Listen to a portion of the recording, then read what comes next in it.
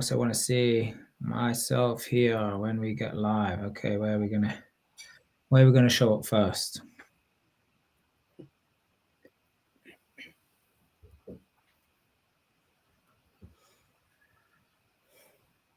Live, yes, it looks like we're live across YouTube, we're live across LinkedIn, we're on Facebook. Oh, there we go. Notifications are right there going out.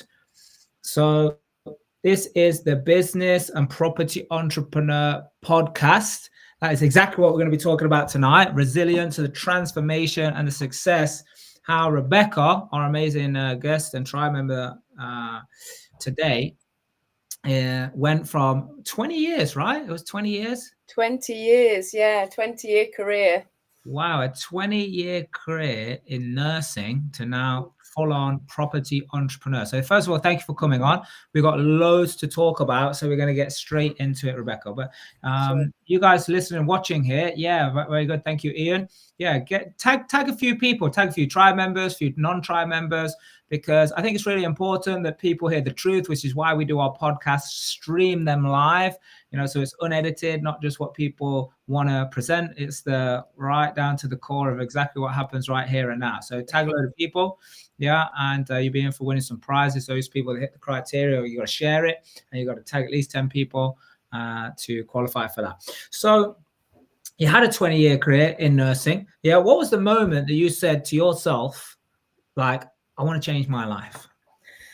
My health, really. I was constantly in the firing line and having sickness review meetings, and having hassle from my managers. So yeah, just because of my health, really. I've had a kidney transplant and I've had various other medical problems, and I just found I was getting hassle from work. I needed a business that I didn't have to work in, I could just work on, and from a laptop wherever I am, where if I'm poorly or not. And then it really hit home when my kidney took a nosedive sort of in 2023, and I was having conversations about having to be back on the donor list, and all of these conversations with the consultants. So that really drove it home for me. Yeah. So like, when you was like, it's your health, why, like, how did property come about? Did you already know, or did you, like, something happen that was like, oh, property would be a good way for me to do it? Yeah, so I brought my first buy-to-let with my sister actually in 2006. And I think that's given us every experience that you could possibly have, good and bad. So did you just do that by yourselves? Like, hey, let's just buy a house and rent it out? Yeah, just by ourselves. Yeah. And then we've slowly grown from there, and just kind of the blind leading the blind, really. Yeah, but like, and we'll probably touch on it a little bit later, because you went through some big challenges. But like, what's the difference between, like, why would I need somebody else to do it? Like, if you're going to be success, I want to be a self-made millionaire and all these things. We'll come back to that a little bit later. Yeah, but so what was, like, specific pushbacks that you faced when you tried to do it by yourself? You was with your sister, you're buying this buy-to-let. Like, what were some of the challenges or walls that you ran into? Yeah, it was just kind of systemizing. I mean, I didn't really know anything about systemizing. It was a hard slog. My sister and I would do a lot of the refurb ourselves, and where we were trying to sort of scrimp and scrape money here and there, and thinking doing it ourselves would be the best option. And so we're just kind of stuck, kind of just waving around in the dark, really. So yeah. Was there anything that happened that, like, maybe, like, what put you off, or thought, wow, how can I really make a living out of this? Was there anything that made you want to quit? Well, for many years I was working as a nurse and then maintaining and managing my portfolio with my sister, so I could see how it was achieving, even with very little input at sometimes. And we just wanted to get educated. which we did. We went to various different educational sites, and obviously this is where I found real life. And so we could see that it was working, but it was very challenging while I was employed, and then also dealing with nightmare tenants and all of the other hassles that come with managing your portfolio. Yeah, because depending on how you set things up, can depend on how much time that yourself deals with it. But I want to go and dig straight into maybe, and you can tell me whether it is one of the hardest lessons or what you got out of it. But you found yourself in a position losing £77,000. Is that right? That's right. Yes. Yeah. So tell us what happened. Yeah, it was slightly more than that as well when you think about legals, but yes, it was that. So what happened? So I'd had about 16 years experience in property, and then I thought, right, I'm going to go to the next level. So I met my business partners, and we decided to take on a unit of 5 apartments. So we did that in July 2022. And it just became one hurdle after the other. So initially, the investor finance fell through literally after we'd signed the company let agreement. So then I was finding I was having to rally round, raise more finance to furnish the premises and do the refurb. So that was the first hurdle. Then as we were signing, obviously I said, could I, to the agent that was managing for the landlord, I said, could I have the EICR certificate, the electrical certificate? And they promised me that I could. By the time I'd actually received, then it came to light basically that the electrics were faulty. So, and also the apartments hadn't been split because they were initially one unit. So all of the electrics hadn't been split. So that was another challenge. But even after all of these challenges that kept being thrown my way, I kept kind of dealing with them. You just keep going, you just keep dealing with them. Yeah. What else went wrong? And then I think the final catalyst with it was we were about to go live in December, and I went down there up there, Liverpool. I went up to Liverpool, and they just were riddled with damp. So bad that it was literally growing through the walls. And shortly after, I had a builder in to give us a quote. They came back that it was going to be major structural changes. All of the external walls had to have damp lining, plasterboard, repainted. Outside, it all pointed up. It was £20,000 worth of damp work to be done. Yeah, wow, that's insane. And I know, obviously, when we were talking about you coming on here, yeah, you said like you avoided, or you kind of through this navigation, you was avoiding bankruptcy, and then you talked about like the power of the real life tribe. So like, what was then, you already talked about, you kept dealing with every problem that came up. So just talk to us about that. Like, what was this like? If you was facing bankruptcy and all these challenges, and like how you got yourself out of it. Yeah, so the real life group was just amazing for me at that point in time. I didn't know which way to turn. I didn't have the answers. I didn't have the knowledge, and I didn't have anyone around me either to turn to. But of course, real life, you do the masterminds every single Monday. I plucked up the courage to get on there and ask a question, and I just asked. It was Lewis Perrin, one of the coaches, and he was coaching that night, and I asked him, I just said, what can I do? How do I get out of this?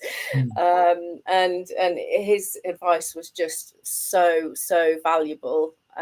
He pointed me in the direction of have a chat to Sean Cushing with 258 accounts. And we, over the past year we've navigated the dissolving the business. Yeah, wow, that's really super. Look, you know, sometimes, you know, I hear stories, even, you know, people like Robert Kiyosaki, and it's like, yeah, you know, obviously does success these days, but like, you know, had past business partnerships. I myself have had business partnerships and not turned out, tens of thousands of pounds in lost money, but also lost opportunity and time and all the rest of it. But like, as we always say, if you're going to lose money, if you're going to lose time, if you're going to lose opportunity, whatever you do not lose the lesson. Yeah. So what were some of the biggest lessons that obviously now you have, because that can never be taken away from you, like who you became in the process? Like, what would you say some of the biggest lessons are that kind of then got you turning this situation around? So be a part of a network, be a part of a group, you know, be close to people that have experienced these issues.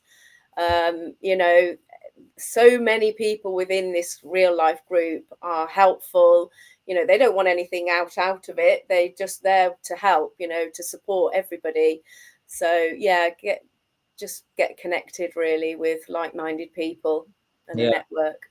Yeah, because most people they just want to either know, oh, how do I do it, which is basically like when everything's going all sunshine and rainbows, yeah. But like then when it comes to, well, there's a real problem here, sometimes like answers, guidance, they're few and far between, you know, because everyone was just talking about the dream picture, and now Mm, something's gone wrong. It's almost like, you know, people don't want to have anything to do with it. Yeah. So yeah. like, how critical was it to just like get the advice, you know, get moving in the direction? And what were some specific things that you actually did to like really turn the situation around? Well, I had to take legal advice about extradition from a franchise that was failing, Mm, because that was another hurdle I was facing. So I had to get legals about that. And then thankfully, Sean Cushing just helped me through, you know, how to close the business down, basically. good. So obviously this resulted in a change of circumstances, and then you went on to rebuild. Mm. And is it true you did then £133,000 worth of revenue in 9 months? It is just from two rent to SAs, Yeah, I mean, from two. I mean, here's the thing. One thing I know, and I've watched you over the time, Mm, is that even though there were challenges, you were very kind of well, how do I say it? Like some people, they just bury their head in the sand, right? And they just don't want to admit it. They think, oh, you know, I'll be a failure, whatever. But you was always, you know, seeking advice and help and wanted to twist and turn and get out of it. Yeah. mm, And it's almost as if like, well, you know, that happened, but now let me just move on because, you know, I need to move on to the next thing. So yeah. like what just talk us through, because like people listening, they probably don't start, or maybe they've had something happen to them, so they don't want to do it again because, you know, oh, I don't want that bad thing to happen again. Like, just Mm. tell what kind of mindset, or like what kind of things did you use to help you like just keep going even though like crazy things were going on? Yeah, I remember saying to my mum, you know, I was like, how am I going to get out of this? And I said to my mum, I said, the only way I'm getting out of this is to do it again, but do it on my own or with a better business partner. Yeah. Yeah, I've got a lot of determination and things, you know, I never let things kind of overwhelm me almost. Yeah. And do you think like anything that you learned over your 20-year career in nursing helped you? You know, anything that you've seen there, or the determination? Where does the determination come from then? I think with being around your group, you know, real life group, and the training that I've been to, you know, it really hones in on how to operate a business and stamina as well, and just drive, keep going, consistency. So yeah. Yeah, I know, you know, some people will probably just think like, oh, I just need to know the strategy. I just need to know how to look on Rightmove. I just need to know how to approach a builder or whatever. But like, what would you say some of the extra things are that you've now learned that you was like, oh, wow, I wish I probably knew that in the beginning? Um, well, I don't ever want to know how to get out of a sticky situation with a business again. um, so sorry. So that question again, Mark. Yeah, so like what did you wish you knew before that's Mm. like on top of, the standard things people think they need to know, like, oh, I need to know what rent to SA is, how to do it, or I need to know how to get a build team and do a renovation. Like Yeah, what it's what's the real things that are like, wow, no, this is really what you need to know. yeah, it's more about personal development, I think. And I mean, anyone could go out there and buy a house. I mean, a lot of people buy their own houses, don't they? But it's more about how to deal with these situations, and the mindset is so important. Yeah. Yeah, so some people they'll run into challenges, yeah, or they'll post online or whatever and say, oh, this isn't easy. Yeah. So what's your viewpoint of like what's hard, what's easy, or do you just see it for what it is? Yeah, I mean, you do have elements that are they're more difficult. I think for me, I find, doing public speaking is very difficult, but really it's building connections. Yeah, okay, good. So financial freedom, Mm. life after nursing. Yeah. How does it feel compared to, what how life was before? Amazing. I go around smiling like a Cheshire cat. Yeah, yeah, brilliant. So, what's been the biggest personal shift or like mindset or your daily routine? Because what some people might not realize is they're kind of held accountable to the structured life of, I've got to get up because I've got to get ready, I've got to commute to Mm, work, go to work, come back, so that's what brings the structure. Now, when mm. that goes out the window, what kind of personal or mindset shifts did you have to make to now be holding yourself accountable because you're not going to a place of work where, I need to check in and clock in and out at a certain time? Yeah, I mean, I still do. I still kind of manage myself like I'm doing a 9 to 5 job, but it's very much around my own time scale and my own flexible hours, really. But I consistently get up at sort of 6 o'clock in the morning, 6:30 in the morning.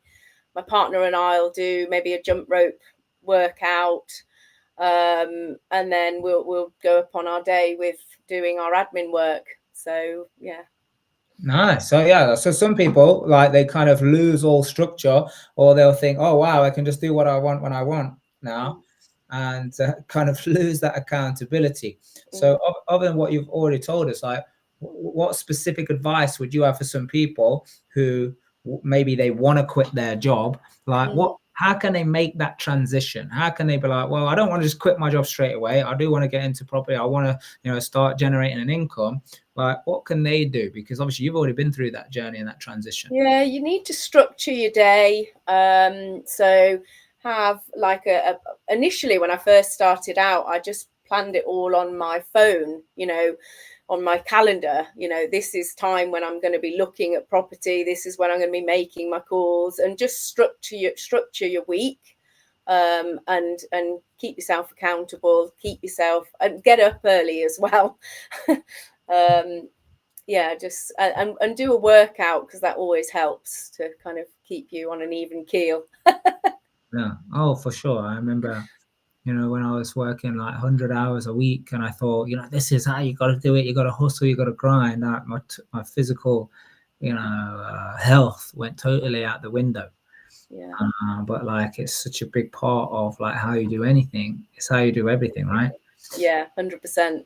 So if you could speak to an older version of yourself, like Yeah. from the past, yeah, what advice would you have been given? Now you know everything that you know. Don't worry about what other people think, and just take consistent action. Just keep going, and ask questions. So important, no matter how silly you might feel.